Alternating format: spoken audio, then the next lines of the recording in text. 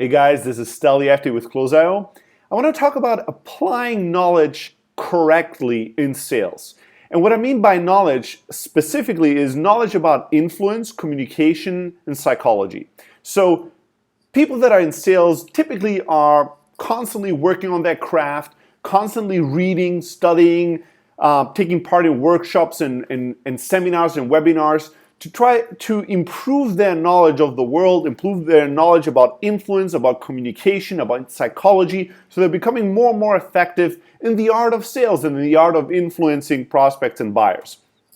And that's awesome, right? That's one of the things I love about salespeople is that the brilliant ones, the ones that are really, really fucking awesome, are the ones that are constantly studying, constantly learning new things, constantly reevaluating their view of the world and how to be more effective, more productive, and better at communicating and influencing people, hopefully for the right reasons, right? So I love that. One thing that I've noticed though, again and again and again, is that especially when younger, more inexperienced salespeople start picking up their first few books around psychology, around personality types, around communication and influence, once they learn a few things, they get so excited about it that they're overly apply these techniques and that knowledge in the wrong way. And I want to talk about one specific application that will lead to bad results with you guys today. And that is when you actually take your knowledge and you use that knowledge to instantly profile somebody and to make instant judgment calls about somebody or someone's state or emotional state of mind, or preferences or fears or whatever it is, thoughts. If you try to use the knowledge that you gained about like body language and communication and tonality and psychology and personality types to instantly profile people, instantly know what they're thinking and feeling at the moment, you're probably going to make a lot of bad mistakes that will lead to bad judgment calls in terms of how to communicate and influence these people. Besides it being unfair, it's unproductive and it's not going to lead to the desired results, which is a greater level of influence and a greater level of actually being able to generate sales and close deals. So you want to make sure that when you learn things about body language, tonality, psychology, personality types, that you use that knowledge to learn more about others, but you understand that that knowledge needs to be applied over time. And what you're really going for is to recognize a pattern, to see somebody act again and again and again consistently within a certain framework. And then once you've had like multiple instances, enough to form a real pattern and to confirm your maybe initial observation, then you can take that as a confirmation that yes, somebody is this personality type more likely than not. Or yes, somebody feels this type of way about something if they're constantly incongruent with what they're saying and what their body language does. You want to observe first. Like you see somebody, let's say somebody is communicating to you and every time they say yes, they shake their head with no, right? And you notice that and you go, that's curious. There seems to be some body language incongruency. When they say yes, I really like this, they're actually shaking their head in no and disagreement. So in like typical body language one-on-one, you would call that out as an incongruency and would say, probably this person doesn't feel truly that they agree with me because their body is in disagreement with me. If you take that and you instantly decide, this person actually is lying or actually is not saying the truth, and you now take that observation and then assumption and turn it into your reality and now act upon it, you might make really, really bad calls in the way that you communicate or try to influence that person. What you should rather do is when you observe something like this, I read something about body language and now this person is saying yes but shaking no. Cool, right? This shit is awesome. I saw something, I observed something that I've been oblivious to or unconscious to before, but now that I have some knowledge about the topic, I see it. The next thing you should do is actually now take that observation and say, well, let me see if I can actually find a pattern here.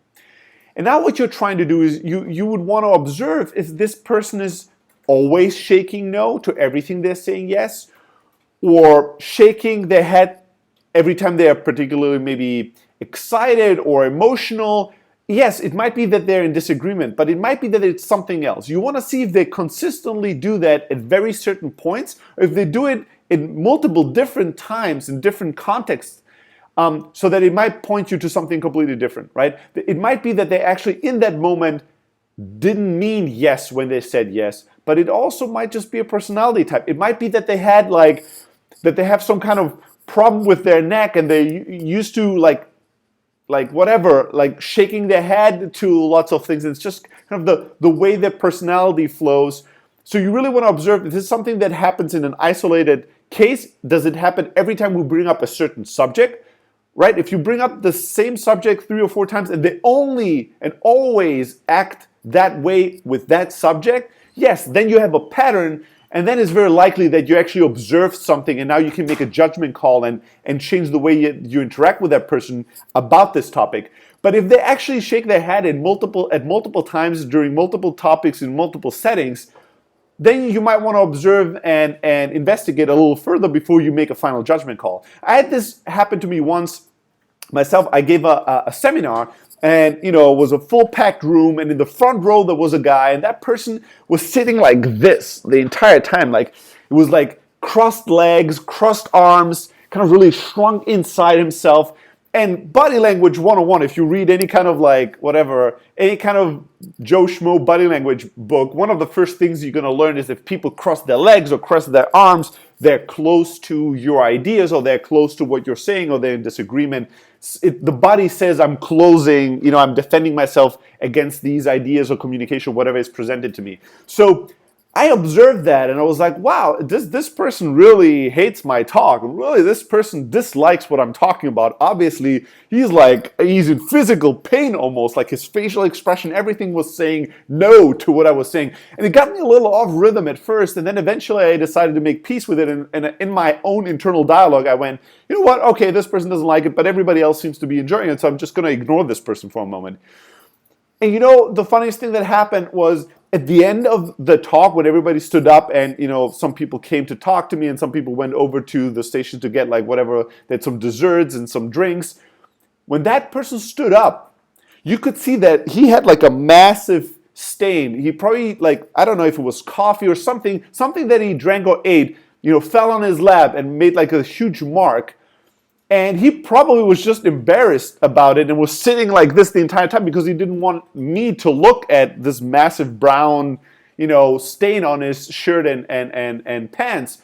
So when I saw that, I had to smile, and I went over to him and I was like, hey, sorry, I want to ask you something. When I gave the talk, the seminar, I felt like you really didn't enjoy yourself because of the way that your body language was. But now I see that you spilled some coffee or something. So I just want to confirm my observation, see how you really felt about it. He was like, no, I loved your talk. I was so embarrassed. Just moments before I sat down, I spilled this coffee and there's this massive stain and it looked weird. So it just felt uncomfortable about sitting in the front row right in front of you with that.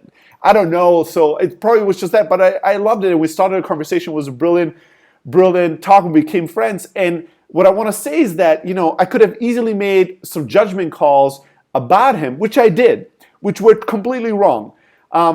Those judgment calls could have derailed me. Fortunately enough, I decided to kind of stop thinking about it. But for some people, they'll see something like that, one person acting a little funny, and then they'll make some assumption about what that person thinks about them, and it's going to completely derail them or influence their way of thinking or the things that they're doing. So it's crucial. You can make a lot of bad judgment calls with knowledge applied wrongly. In this case, when you do sales and you're in the business of influencing people, if you learn things about body language, tonality, psychology, personality types, you want to run around and just be like, oh, this guy's close to ideas, and this person is totally incongruent in the body language. Oh, and that guy, the way that he walks and talks and is dressed, that guy's a personality A/D type, blue, whatever, or this is a left brain kind of person, this is a right brain person. You don't want to run around throwing around that knowledge, making yourself somebody that's actually less observant of the world, less sensitive to your world and people, less in tune with people. You take that knowledge to become even more of somebody that just has prejudices and makes judgment calls way too early about people and judgments and profiles them. No, you want to take that knowledge and apply it carefully. And the best way to do that, to do it, one step at a time, and take those observations that you make and actually wait to confirm them. Wow, I observed something. Let me see if it consistently repeats itself in a way that actually makes me believe that that's actually what's going on here. So whenever you learn things about psychology, about body language, about communication, make sure to apply it in the right way so it actually serves the purpose of it, which is number one, for you to understand your world, yourself, and others better, and number two, to serve them better and influence them better as a salesperson, and ultimately close more deals, make more sales, and create more opportunities for the world.